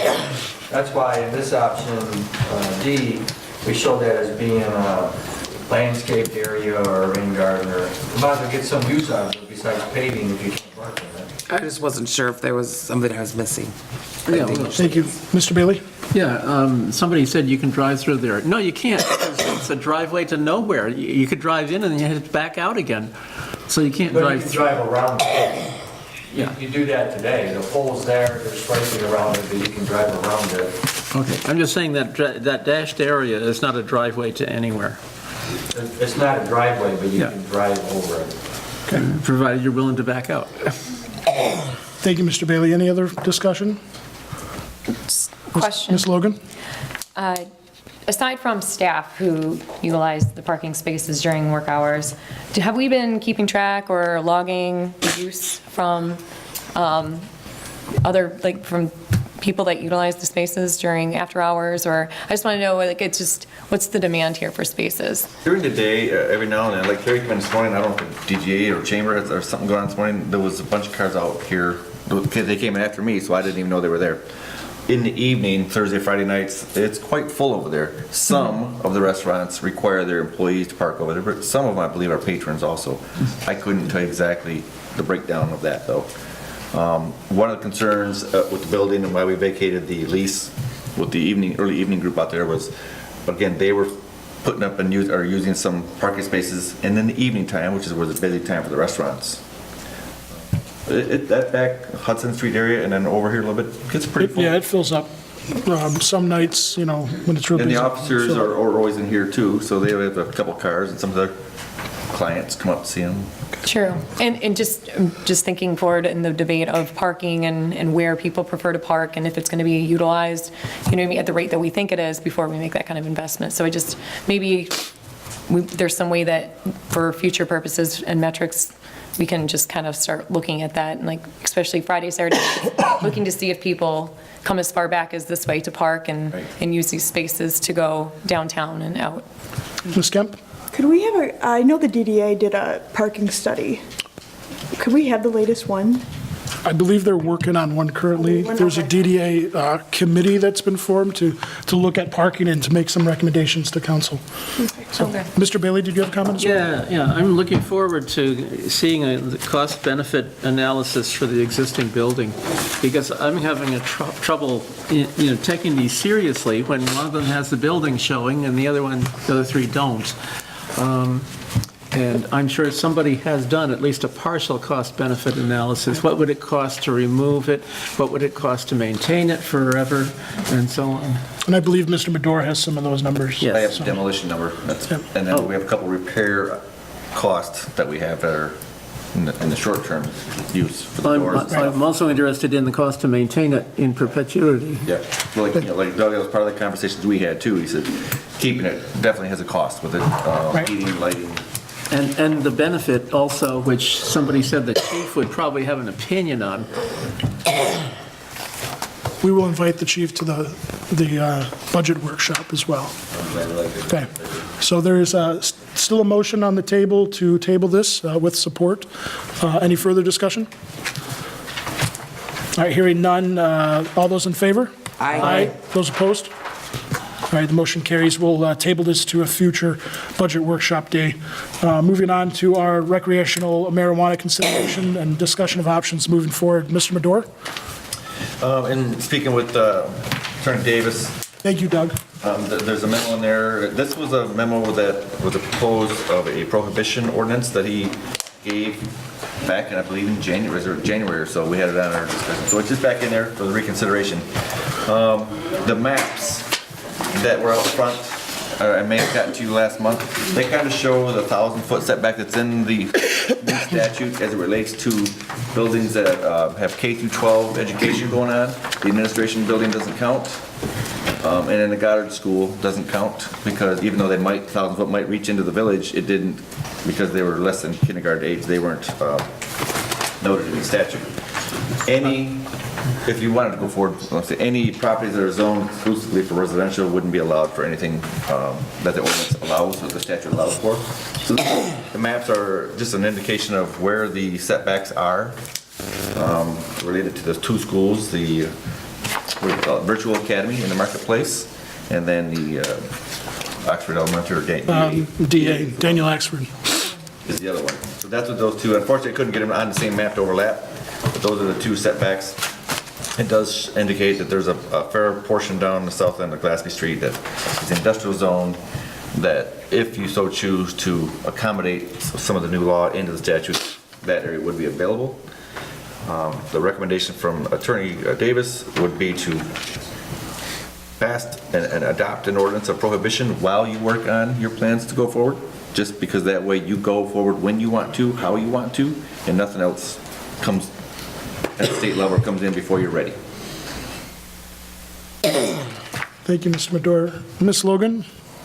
Yeah, and I highly suspect this is going to continue to show up on our agenda until we move forward with some sort of decision, but I mean, I've stated my piece on this every single council meeting, and which is, I don't think we, as a governing body, should make any kind of decisions on a ban until we have public comment. And I know I've requested a public hearing or town hall, I guess as we would have to structure it or call it. So I would make a motion to also have the Planning Commission review all of the analysis available and provide a recommendation, as well as set a date for community town hall where we can finally get public comments on this issue. I'll support the comment. There's a motion with support to get recommendations and analysis from the Planning Commission with town hall discussion. Any comment? Mrs. Helmuth? I just want to say, I've been waiting for these to take them to the planning commission. I've got them all, they all know we're going to be discussing this. We're going to be looking at the 6 different topics, the different, I can never remember what they're called. Different licenses? The different licenses. And they've been waiting for these maps. They're on page And any, I'm sorry? They're on page 3 there if you want. Right. And like, you know, there'll definitely be probably numerous public hearings. But absolutely. Any other comments? Ms. Kemp? I agree as well that I don't want to vote on this until we have a public forum, town hall, whatever, an informal hearing, because I mean, this passed in the village by a good majority, and I understand that does not mean that the voters are consenting to have this be in their hometown, their village. But we're here to represent them, and that was what they showed us at the polls that time. I would like to hear their comments before we vote yes or no on this. Thank you, Ms. Kemp. Any other comments? All right, I have one comment. I'm a firm believer in enabling our appointed officials, our planning commission, our DDA, et cetera, to help us make decisions. That's what they are there for. And so I'm in favor of accepting that analysis and their recommendations, and I'm in favor of hearing the public comment. What I am not in favor of is letting the village become the destination for recreational marijuana, excuse me. A little bit of slang there. Numerous surrounding communities have already banned this, including the city of Pontiac. And so we should proceed with caution. I'm interested in hearing the public comment on it. I'm interested in hearing the recommendations of the Planning Commission, but we should proceed with caution that we are not looked to as the destination. And that may be ironed out with whatever recommendations the Planning Commission may make. So, and with that, no matter what this council does, it is still legal for an individual, at least in the state law. In the federal law, it is still illegal. And so we should be cautious there as well, that we don't inadvertently jeopardize CDBG funds, et cetera, that are federal funds. Just all things to consider as we move forward with this. So those are my comments. There's still a motion on the table with support to send this to the Planning Commission for analysis and schedule a town hall. Any other comments? Can we Ms. add the Kemp? DDA to that? Let's send it to I think we should send it to the Planning Commission first. Ultimately, the Planning Commission, their role is to determine uses and use of properties and zoning. That's not necessarily the DDA's purview at this, so maybe once some recommendations are made, we can send it that direction as well. Any other comments? Mr. Bailey? Yeah, I would be surprised if some of the people at the various public meetings were not actually members of the DDA board in attendance, Perhaps. although not officially. Right. So DDA will be aware of everything that's going on. Any other comments? President? Mr. Medora? Just a point of clarification. When you say a town hall, is it something that you are wanting staff to facilitate, or is it an official public hearing? Either way, I think if you're going to want, maybe put ad in the paper. You can have an informal meeting, you can have a formal public hearing. We can figure that out and do whatever you choose. Let's make sure we... Question back at you, Mr. Medora. What's the best practice? Since it's not an ordinance moving forward and it's a gleaning of public opinion, so to speak, what's the best approach? You could just do a public hearing or an informal, it can be a public hearing, put an ad in the paper and meet up here and just some night. It would be a meeting. If your quorum shows up, it would be a special meeting. If you guys were here. Right. Could it be done through the Planning Commission? It could be done in conjunction with the Planning Commission. 1 week from tonight, Thanks, Joe. 1 week from tonight, the Planning Commission does have a meeting scheduled, but it can't be done then as far as a notification of a public hearing. But I'm just saying, you could do it at the Planning Commission. You could do it at a special meeting of the Village Council. Okay. Great. Thank you. So there's still a motion with support on the table. Any further discussion? Right. Just what I would suggest, if we're gonna have a town hall, we need a bigger room. All right, seeing no further, Ms. I'm Kemp? sorry, very last question. I know Bob isn't here tonight. Do we have an idea of when that deadline is coming up from the state? It was a year from when the law was enacted. I believe that was December 1st. So, all right, there's a motion on the table with support. All those in favor? Aye. Aye. All those opposed? All right, the motion carries. This will be sent to the Planning Commission for further review. Moving forward with the outdoor sales display ordinance adoption, Mr. Medora, if you'd like to give us some... You had the public hearing and everything at the Planning Commission, correct, Mo? We did. Mo, you want to provide us with some of the I would like highlights? to say we beat to death. We discussed this for so many months that I'm very comfortable with it. We're very concerned on how outdoor storage would affect the neighboring residential uses. So we kicked that around a lot. Did we miss something? We always seem to. I'm hoping we did not. It talks about the open air businesses, the outdoor storage, in which districts they're allowed, as special use, as primary use. And I think this is the best we can come up with and protect the residents that still live in the districts. And Mo, was there any public comment during that hearing? And There was not a lot of dissent to the ordinance. Okay. It was mostly the board members that were dissents. What did we think about this? Did we think about this? And Sure. we beat it to death. Okay. Well, I'll entertain a motion then. Just move to that.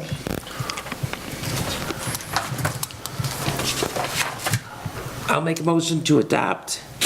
Do we have a number? There's zoning ordinance number, so I don't have it. Mario didn't note it. To adopt the amendment to the outdoor display sales section of the Village of Oxford zoning ordinance number, what is it? It's not 307, it's, well, section 3.3.1, it's ordinance. That's the zoning ordinance. It used to be 307, I don't think it is anymore.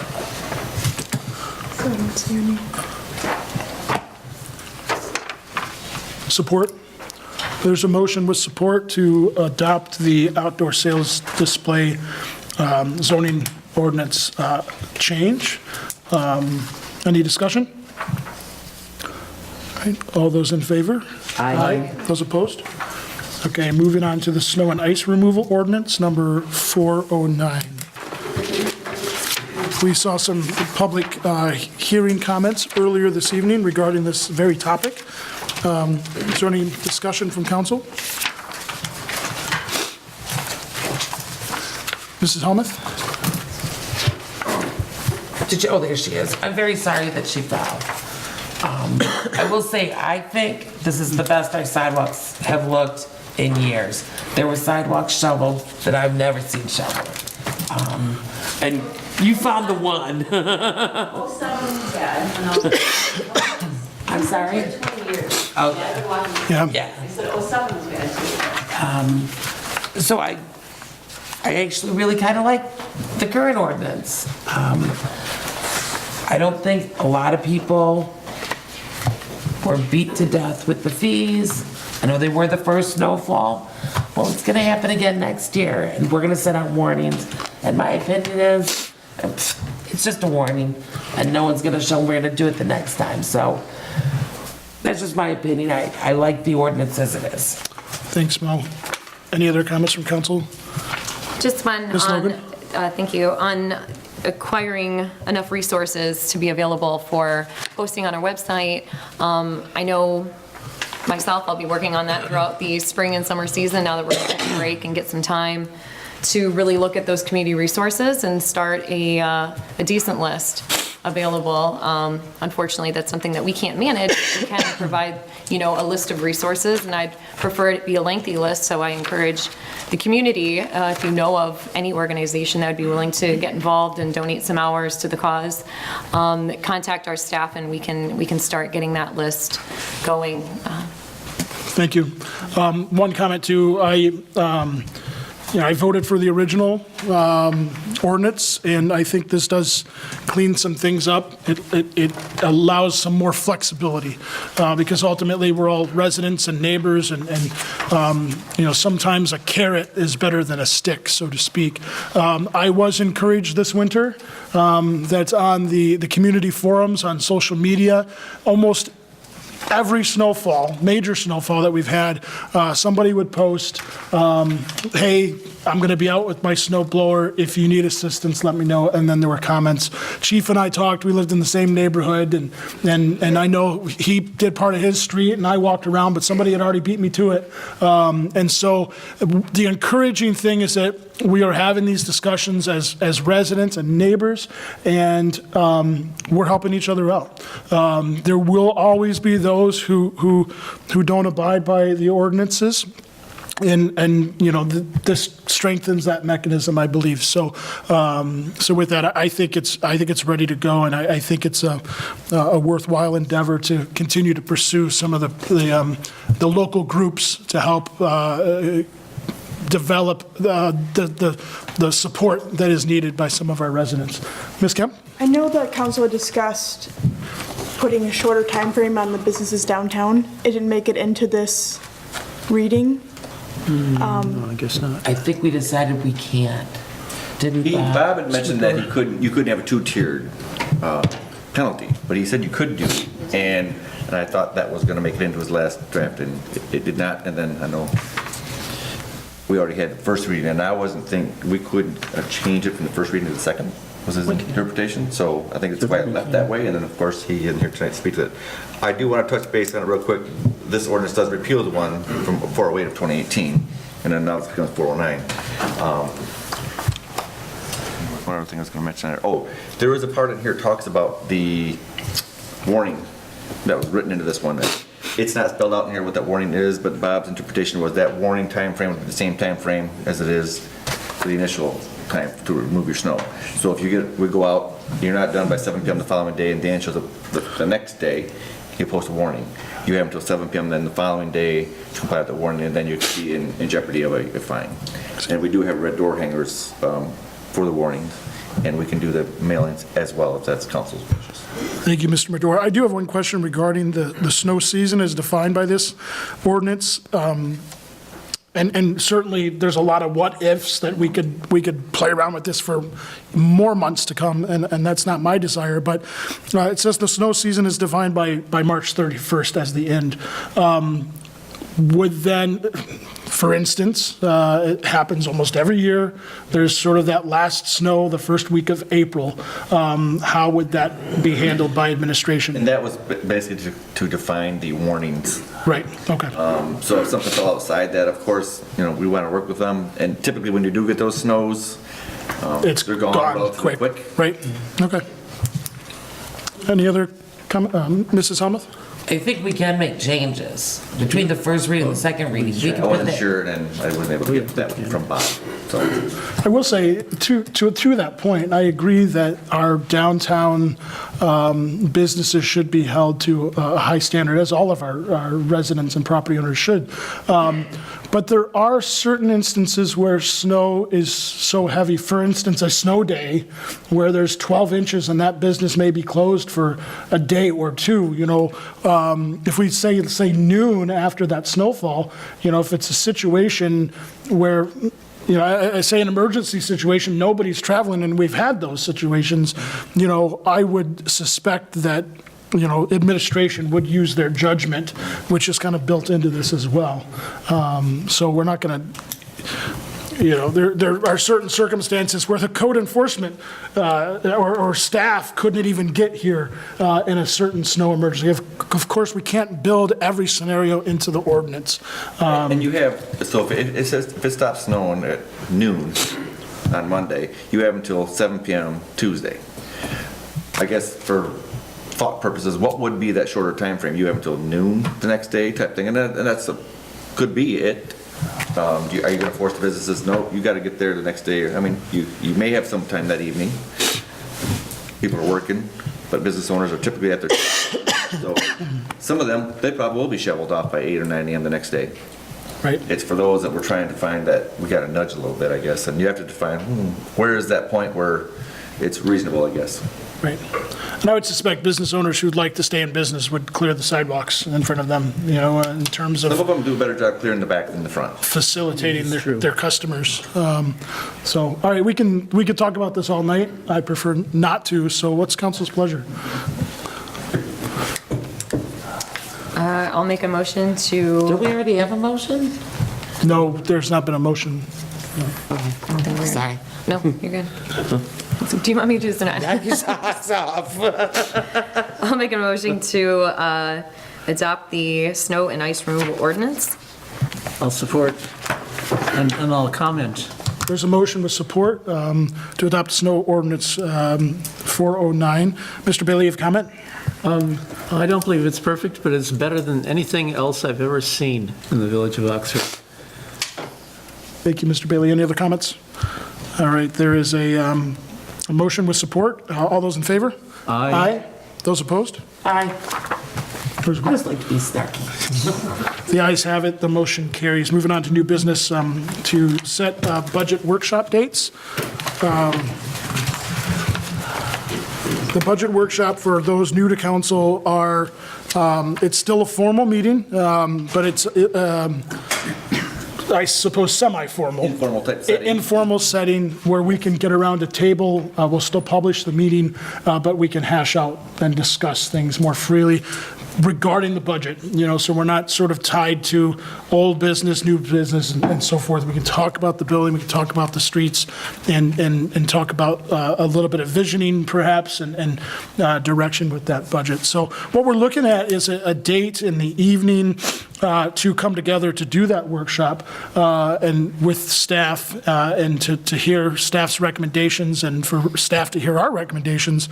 We're looking at, let's see, one option which doesn't work, I believe, would be, let's see here, I'm looking at my calendar, I need to make sure I'm in the right spot, so pardon me. March 26th is our second Tuesday of the month, which is sort of, we've reserved for those purposes. I will be out of town for a work event, and so I'm unable to attend. Tuesday, the 19th, I understand Ms. Logan is going to be in Lansing for a Michigan Municipal League thing as our alternate delegate. Commission will be here too. And the Planning Commission will be here as well, right? You know, what does April 2nd look like for everyone? It's sort of the following Planning week. Commission meeting? It's a Planning Commission meeting. We meet twice. You meet twice. Let's see here. Are we stuck on Tuesdays? Yeah. No, I don't think I so. don't know why. What about April 3rd? I don't know if we want to wait that long. How about April, you said April 3rd? Wednesday, April 3rd. Wednesday, April 3rd? Now that appears to be free on my calendar. Is that okay? Yes. All right, so I'll make a motion to set a workshop, budget workshop date of Wednesday, April 3rd at 6:30 PM. Support. There's a motion with support for a budget workshop date. Mr. Bailey? Is it anticipated that we're going to try to do the whole budget, or is this a kickoff meeting? I think this is a kickoff meeting, correct, Mr. Medora? Yeah. Okay. In the past, it seems like I've seen 4 meetings in a spring doing the budget. Oh, we're definitely not going to finish that budget on that day. No. No. And anticipate Broad strokes. that we will schedule an additional one beyond regular meetings moving forward. From my understanding with the charter, we need to approve something in May, I believe it says second meeting in May. second which meeting in May, We don't have now. but we So, can schedule. yeah. Yeah, okay. All right, all those in favor? Aye. Those opposed? All right, moving forward, the resolution 19-05. Can I ask a question on the sorry. budget? Have you gotten wish lists from the department heads? Not in writing. We've had conversations. Because I'd like to get those in advance of that meeting. Thank you. Thank you, Mel. All right, moving on to Resolution 19-05, the MD&R Recreation Passport Grant. Mr. Madore? It's just a formality that is required that A, we publish and have a public hearing, and then B, we pass a resolution, and that way you can send a resolution as part of our packet of the application. It's a little involved down there with the property, being that our water plant is on it, the DPW garage is on it. They have had storage tanks for diesel and stuff in the past. So some of the questions that we're having to answer yes to, because the state's really over concerned about the contamination. They don't want to give someone grant money on a site that may need some cleanup. So a little bit extra work on our end to get it in, but I think we'll do this fine. All right, I'll entertain a motion to adopt Resolution 1905. I'll make a motion to adopt Resolution 1905. Support. There's a motion with support to adopt Resolution 1905, the Michigan DNR Recreation Passport Grant. All those in favor? Aye. Those opposed? All right, the ayes have it, the motion carries. Moving on to Resolution 1906, the MDOT grant request for the West Burdick Street resurfacing. Mr. Madore? Again, this is something that Doug alluded to about the same time I got my email from MDOT. It's kind of a quick turnaround grant for them. It's out there right now. You have to pass this resolution that they provided pretty much some boilerplate to. It talks about the funding, and it's called Category B funding.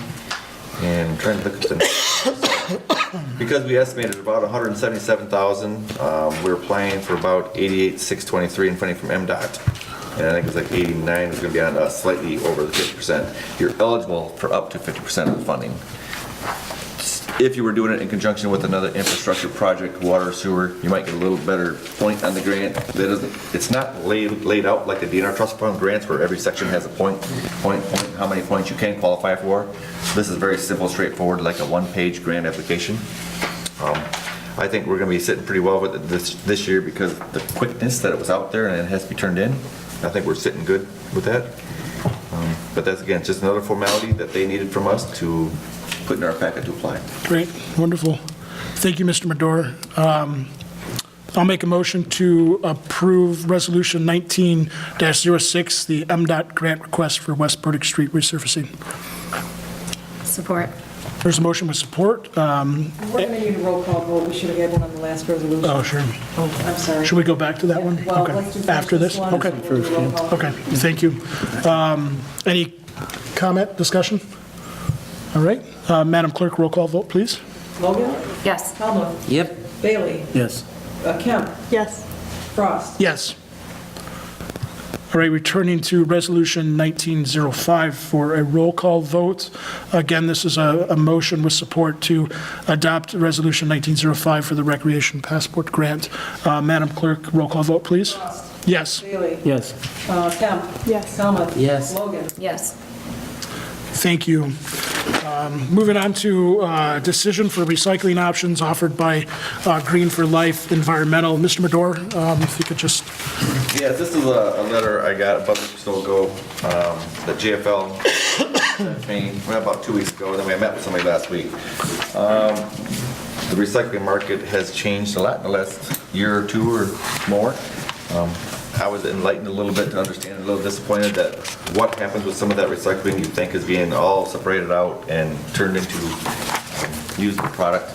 A lot of contamination in the loads. People put things in the loads that don't belong. You think you're doing a good thing by throwing your old lid in there to a cooking pot, but because it has a plastic handle on it, it's now contaminating the load. Then I was a little more disappointed to find out that about 50% of the U.S. recycling is being shipped off to China, and much of what they get, they can't use because it's mixed loads, and then they're just burning it in their plants for energy. And I can only imagine that their regulations for burning in their plants aren't nearly as good as they are here in Michigan. So GFL proposed it to us. It's kind of a goofy spreadsheet they included. It talks about the cost per ton going way through the roof. And the option is we could not incur any additional cost for the extra sorting that's required. And it could be sent to the waste to energy plant, the Detroit incinerator, commonly referred to, or to the landfill, or for $1.12 per household, that would cover the excess costs for the processing. It would still go to what they call a MRF, Materials Recovery Facility, because they're having to do excess and extra sorting, those costs have gone up. And I understand, Mr. Madore, this is $1.12 per household per month, correct? Okay, so the option is they charge us more for recycling, or our recycling, which we all diligently put out there every Thursday, goes to the incinerator. So it's an interesting option to me. I am a firm believer in science. I'm a firm believer that the decisions that we have made are affecting our climate, and burning plastics is one of those. So I would be in support of the $1.12 per month per household. Any other discussion? Mrs. Helmut? When is our contract year up? September? I believe it's August next year. 31 of 20, I believe. The current contract, but Yes. but this year, and the rate would go up Yeah, the rate is scheduled to go up at like another 30 cents, yeah. like in September. Yes. That I is a just, separate lane from this, so to speak. well, my mind does go in the other lane. They're not requiring us to pay anymore. They will handle our trash at the contract rate. They're giving us this option. Well, I don't think we're can't- recycling. Pardon? We're not recycling if they're sending it to an incinerator. Right. Because the market has fallen. Now, we could always Right. tell them, look, hey, when if the market bounces back, then please come to us and let us know. We would prefer, if we had chosen to say, no, we don't want to pay the extra $1.12, send it to the Detroit incinerator. But let us know if the market bounces back, because we prefer to go to recycling if we I'm didn't gonna try to be very nice when I tell you to stop talking, so I can finish my thoughts. Yeah. We have told our residents we have this recycling contract. And I think we need to teach our residents how to recycle. Do we have enough in the budget? What month is this? March. March, April, May, June, July. So we have 6 months left. So we're looking at what I consider to be the contract year. Yeah, not the budget. So we're looking at about $7,500 through the end of this contract year. And then September 1st, what in my mind is the new contract year. Because we cannot afford $15,000 a year, which would be the $112 per household per month. Times 12 months, right, okay. I would like to go with the recycling. I would like to pay the additional $1.12. If we can't do that until September 1st, I'd like to know we have that money in our budget. And I think we need to tell our residents, this is what you have to do to recycle. And unfortunately, that starts in the schools, because the kids teach the parents what can go in the recycle bin. How you gotta clean your pizza box, you gotta clean your cans before you can put those in there. I think it's very important that we re-educate our community, and they can continue re-educating the communities around us. So recycling's done properly, so we're not sending it to China to burn. I agree. Yeah. Now, one option, from my understanding, Mr. Madore, is to pass the $1.12 along to the residents, correct? Yeah. So it wouldn't come directly out of the village budget, but it would be paid, just the same as our regular utility rates. Is that an ordinance, or is that a resolution, the rate? The rate is a contract that we have with GFL. Us to charge the residents, was that by resolution or by ordinance? We made an amendment to it last year to add the 10 cents per house for administration fee just by resolution. Okay. And we will follow the contract. It will automatically go up September 1st as the contract states. Right. But I'm sure there are things in the contract now. If there was some cost outside of the control of the hauler. I don't blame GFL at all. No, that would come to us and we would pass that through then. So this would be a similar treat. You could treat this the same way. But I do think we want to recycle. Michigan is one of the worst recycling states in the country. We don't, now they want to not put the 10 cents on the cans, and there's going to be more trash laying around. I think we need to get people recycling. And I think we have to recycle. I think we have to do this.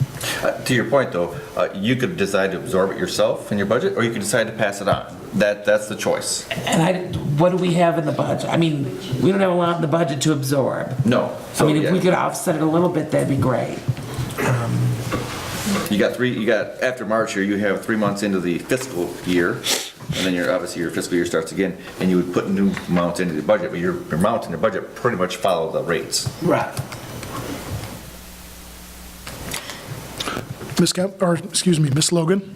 Just for clarification, the recycle that's currently being picked up, is it being It's still- properly recycled? I'm told that no changes have been made yet. Okay. All right, so we're ahead of it.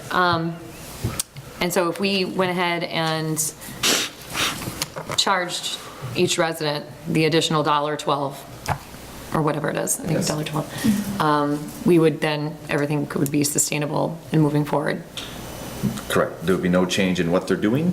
There would only be, they would continue to take it to the recycling material recovery facility, the MRFs, and handle like it is now. That would help cover the extra cost. They're losing money on it, and they're saying, hey, we're going to take it over here. If you want it to go over there, then it's going to cost you more.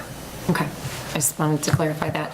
And I agree with Mo 110%. I think we could look to see what we could do, even if it's as simple as dropping a one-pager, and really looking to see, like, giving some pointers on how to properly recycle. I know somebody sent me a YouTube video a year ago, and I was shocked at the amount of things that I'm not allowed to recycle that I've been doing all along.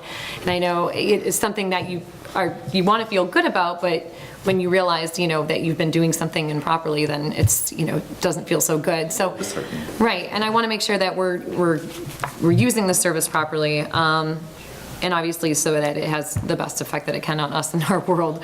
So, if I may, I'll make a motion to, I guess. Before you do, just one question. Mr. Madore, do we need to draft an ordinance or excuse me, a resolution that then comes back to us for approval? We just did it by Or can- board action, I okay. believe. I don't think it was a resolution. Okay. I'd have to go back and look. That was it was about a year ago that I realized the rates hadn't been adjusted from September of the previous year, 2017, before I got here. And then we knew it was going to come sooner or later. And then they did finally catch up to us and said, oh, we forgot to bill you for the contract increases 6 months ago. And then when we did the budget, we added in the 10 cents just by council action. So then I'll make a motion to adjust the current rates to reflect the $1.12 for the GFL services for recycling, to sustain the GFL services for recycling program. I'll support. There's a motion with support to adopt the $1.12 per household charge for the GFL recycling program. Any discussion? Have you Mrs. Helmuth? gotten Bob's opinion on this? No. Right. That was one of my questions, is how does this relate to the contract? I mean, are they in violation of their Well, own contract? I'm thinking it's a breach of contract if they're not recycling, and our contract says recycle, but I don't. Going to the waste to I'm not energy contract is well. considered recycling. They consider that recycling, putting all the plastic and metal and all that in an incinerator. Right, I mean, it's covered by the Michigan DEQ for air emissions, the EPA, they get air emissions. So believe me, that's much cleaner than sending it to China and burn. If that's allowed to operate and burn this material in the state of Michigan, it's got to be legal. You'd think so. But what does our contract say? It says that they will recycle it. And is that a form of recycling by turning it from waste to energy? Yes. Interesting. They're giving us the option, saying, that's what they have to do to preserve, losing money, to stop from bleeding. Any other discussion? Madam Clerk, roll call vote, please. Helmut? Yes. Bailey? Yes. Kemp? Yes. Logan? Yes. Frost? Yes. Is it possible to tour the facility where they do this sorting? I could ask. Yeah, I'd love to see where our additional $18,000 a year is going to go to. Yeah. Like that. Katie, what's the name of that YouTube video that you watched? Can you get the name? I will find it. It was very informative, and yes, and we can actually maybe see if we can get that posted on the new village website. Watched it immediately. All right. On our website, we do have the GFL flyer on the website that talks about the recyclables and what can and should go into what things that shouldn't. Or I can share out in social media too. Ms. Kemp? I know I looked at that GFL infographic today. Can we put a spotlight on that somehow? I currently just moved, that we have a little bird pops up in the bottom, the notice thing? I moved just this morning about the online water payments. I took the snow ordinance off today, put the online water payments that were effective today on there. We could interchange that out, put something right away on for that as well. It'll pop up. Yeah, we need to educate our residents on. One of the things I found in the reading of some of those articles, that was only one of the articles that was on that letter. You see there's a lot of, you got to type them in because they're really long URLs. Grocery bags. They don't like these big Murphs don't like them because it messes up and clogs up the equipment. Right. So I guess I'm gonna try to find a different spot for my grocery bags. I know when they take them to the grocery stores like Myers that has them, they must somehow take them in such bulk that they're geared to take them, I guess. Yeah, those can all be done in Meyer. Yeah. You mean the plastic grocery? Yes, versus putting them in your bin at the curb. I didn't think they were recyclable at all. They have a 2 on them and a little emblem.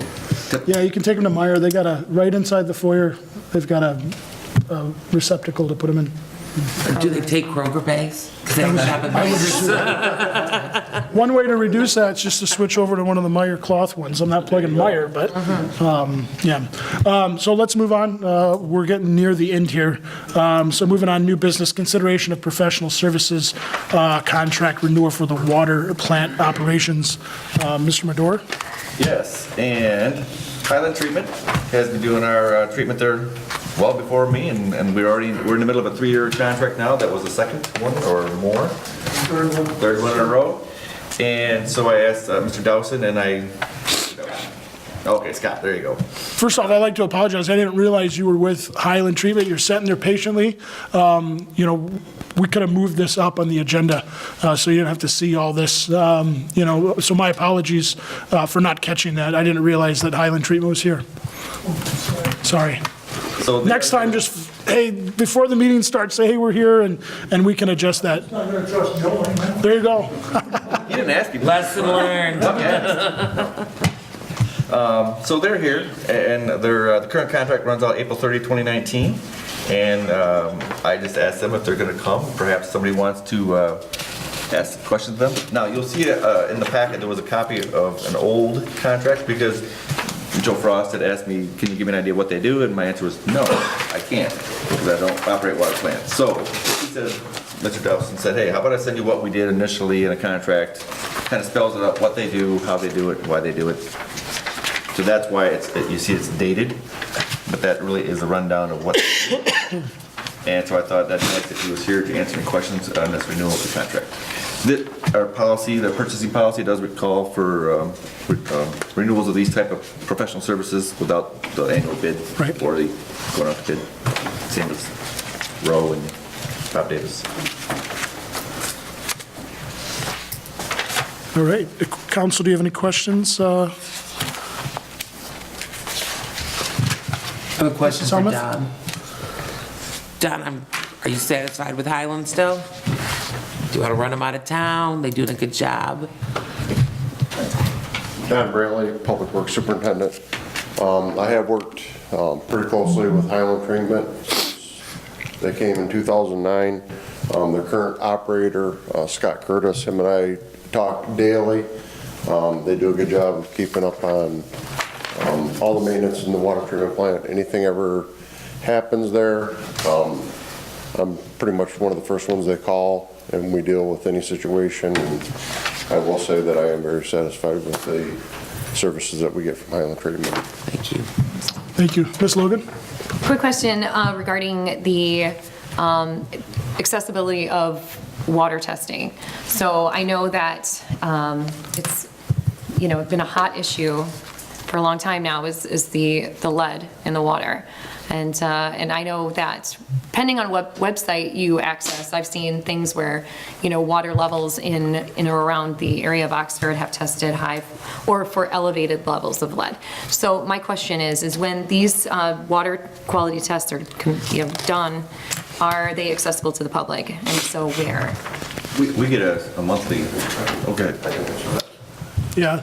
And it's kind of a separate issue, but I know that Don and Joe both went to a lead and copper, what we call a seminar, to learn about some of the new legislation that's out there. Highland Treatment, they're doing all the sampling for the plants. We're on a DEQ sampling schedule. They give us what their regulations are annually of different things we have to test for on a rotating basis. Myself and another employee, we do the distribution testing, which is we're all DEQ regulated, DEQ compliant. We've not had any violations.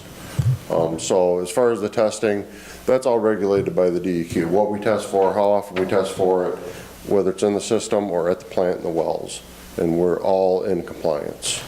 But all the results are available to the public at any time? Yeah. Every year we do our consumer quality report. And it's a report of everything we tested the prior year, if there's any violations, what your maximum contaminant levels were, what your goals are, where we rated in. It's all published in the water quality report. Which is on the website? Yes. Yeah, and we put it in the paper, I think, in September-ish, whatever, we have to do it a certain time of the year. Good to know. Thanks, We're Don. all DEQ compliant. Awesome, thank you. Any other questions or comments? Hey, what's council's pleasure on this?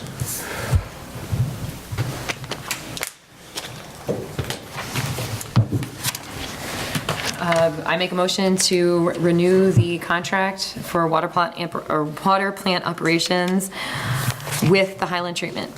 Support. Any discussion? Yep. There's a motion with support to renew the professional service contract with Highland Treatment for water plant operations. Madam Clerk, roll call vote, please. Plummer. Yes. Kemp. Yes. Bailey. Yes. Logan. Yes. Frost. Yes. So just a point of clarification, for the dates provided in that contract, May 1st, 2019 through April 30th, 2022. Correct. That's what you were presented with, so. Yep, as presented. Moving on to special events application. Excuse me. Firmly Rooted Church Easter egg hunt at Centennial Park. And I spoke to Pete just the other day, and he was the last one I had to reach out to, just part of the formality of going through this process. I think you guys had asked about it a month or so ago about how they go about this. This is the application. This is one they presented. They had all their insurances and everything in there. There are the reviews from the, that's Ken LaBelle, the first one from our building department. Don Brantley has reviewed it. Chief Sold and Chief Schultz have all reviewed it. All the information is pertinent. They have their hold harmless agreement signed, they have their insurance in place, and they're good to go on Cool. for their activities. I make a motion to approve the special event application for Firmly Rooted Church Easter egg hunt on Centennial Park. What's the date? Sorry. 420. April 20th, 2019, from 9 till noon. Second. There's the support with second to approve the special event application. All in favor? Aye. Those opposed? Seeing none, we'll move on. All right, no items have been removed from consent agenda. There's another opportunity for public comment. Any public comment? Chief Schultz?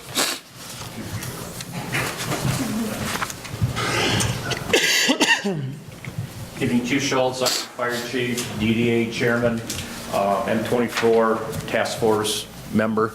I met with MDOT last week going over the emergency traffic and how I'm going to get around once they close all the roads down for the entire year. One of the things that was talked again and reassured at the meeting is that for the detour portion on Glassby Street, Industrial Drive, Ray Road, that they will be going through before the project starts, and they will be doing skip patch to repair the road because parts of Glassby Street are in really bad shape right now. Oxford Lakes Drive is in really bad shape. The one gentleman mentioned before about his pothole down that area. Anyhow, that area should all be addressed before the project starts to skip patch, so that'll get us through the season. And then the money is built into the budget. When the project is finished, it'll be a total mill and repave from M24 Ray Road, Glasgow Street, all the way down to Drainer Road. Will be done after the project, so it'll be cleaned up afterwards then. Excellent. Thank you for that update, Chief. I will be need to meet with the village, because I also need to meet with the township, because we've got a couple access roads or lanes or paths or something that we're going to be needing for emergency traffic during that year. Because once the project starts in March, April of 2020, all of them northbound traffic gets rerouted to Glasgow Street and around that way, so there will be no northbound traffic from Drainer Road coming north, because the road will be removed. There's a big storm sewer that they have to go all the way from Drainer, basically all the way up to Gateway on the north side. So I will not be able to come out of the fire hall and go north, nor will anybody else be able to go north. So there'll only be southbound traffic. So in order for me to get to the whole north end of the township and even to the westerly side of the township from the fire hall, my access is cut off, where I have to actually come south and go all the way around, and adding a lot of travel time to do it. So we're going to have to be having some meetings to look at some of the possible streets that we may end up needing to have a emergency access for the season. So We could rent you some space in the old fire hall. that still It's doesn't gonna be keep me pretty out that pricey, way. though. 'Cause I can't go north from here, going back up there. That's the issue. We already did look at that possibility, but I still can't go back north on 24 from here, so. Just to Gateway? Is that? Yes. Yeah, that's where the project starts, so. Thank you. Thank you. All right, one more public comment.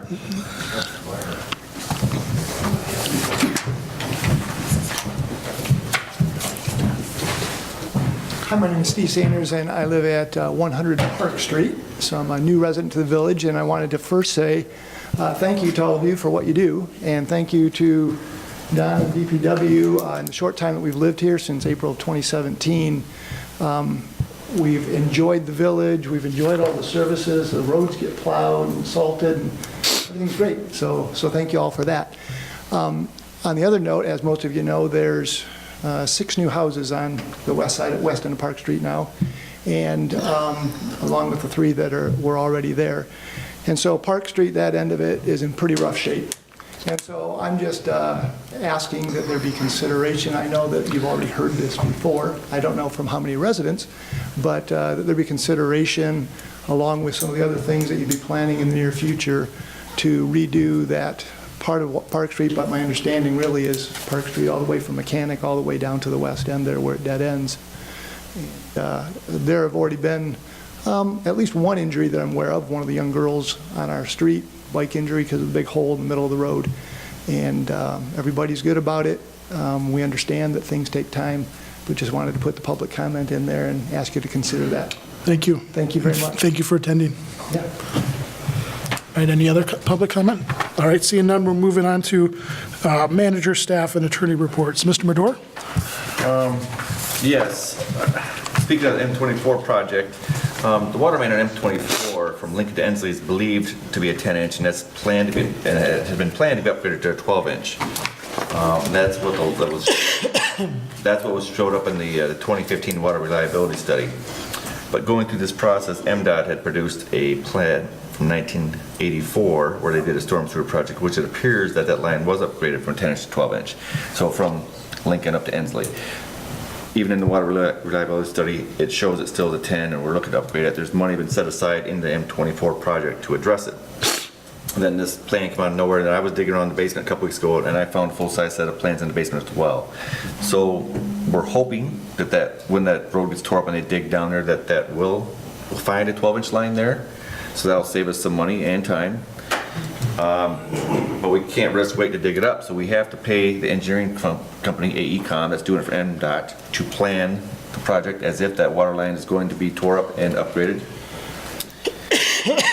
And we may even have to have the pipe ordered, because once they dig it up, they want to do it. They do not want to have us dig up and say, well, it is a 10. Well, we better bid this out now. It has to be part of the bid project in June. Mr. Madore, is there any way to spot check that to ensure that that has been upgraded? I'd hate to pay for a pipe that we don't need. Well, we wouldn't pay. Or, I mean, order. There may be a restocking fee on that, which I was just made aware of yesterday. If you have to do this and you have to have pipe kind of pre-ordered and you don't need it, there may be a restocking fee for the pipe. This is what I found out yesterday. The pipe the proposed water line, it's directly below the traffic lanes. There's no way to dig around the side of the right-of-way to access it. The only excavation that's going to be done to dig down as AT&T, right outside of their building, is going to dig down, and they have to dig down. They're going to do an open cut. MDOT's making them do an open cut, I believe in the northbound lane here sometime in the next few weeks, to find out how many vault lines are coming out, or are they encased in concrete coming out of the AT&T building, because that's right in the way of the main storm drain going down there. If that was in our area, then yes, we could take advantage of that and find out if this is there too. But we're hoping to save, several tens of thousands of dollars by not having the line if we find it has been upgraded in '84. We haven't thrown a single scrap paper away in 100 years. I can't believe we can't go to the basement and figure out which contractor changed that to a 12-ounce pipe. Well, I did a lot of digging. I went through a lot of drawers, and I found one that just said I'm willing to come in here and help you dig. Because, like I said, we don't throw out anything. Right. Yeah, I found it way over in the corner and a drawer that just said projects. Have we called Jake Leroy? He'll remember. 1984 was a long time ago. Oh, you got your clerk from '84 sitting here, So, or your deputy treasurer from '84. That was an MDOT project when they were doing the storm sewer at that time, and so that made sense to piggyback and do it at the same time. But again, in the last water reliability study, and Joe was here for 14 years or so, Nowak and Frous had it in that water reliability study, still should be in a 12-inch, needed to be upgraded, or 10 upgraded to 12. And I'm more than willing to go to the basement to help you dig if you want. So, nevertheless, even if we find that that has been upgraded, it is a 12-inch, we know that the water leads coming off it are an issue we'll have to address. Some of them were lead, or I believe all of them were lead, there's like around 20 of them. Some over the years have been replaced through various works or projects. That was another issue that the lead and copper rule, it was a legal briefing, so to speak, through the county a couple weeks ago that Don and I went to. It's gonna, we're not sure we're gonna land on the lead copper rules, because they're talking making you replace something all the way into someone's basement, and sometimes even if it's just galvanized, and all we're wanting to do is the lead over to the curb stop. So there's some gray area there that we don't know what we're gonna be forced into doing. We had $125,000 in, was the original estimate from Nowak and Frous to upgrade the water line. Hopefully a large portion of that can be alleviated if in fact the line is what we hope that it is, a 12-inch. But in this office, for years, it's been believed that it was still a 10-inch needing to be upgraded. And that's the reason it's being planned to upgrade. Mr. Bailey? Do we have any idea how much it would cost for the restocking fee for the 12-inch? No, because I have no idea how much. It's probably based a percentage on the pipe order. I'd be inclined to run the risk of having to pay a restocking fee. Right, because... Assuming it's not millions of dollars, which I don't think it is. Well, the whole project itself, to design, build, and install the pipe was estimated at $125,000 from Nowak and Frous. Yeah. So a portion of that's the pipe. It could be 20 grand. So how expensive I could the don't know. restocking be?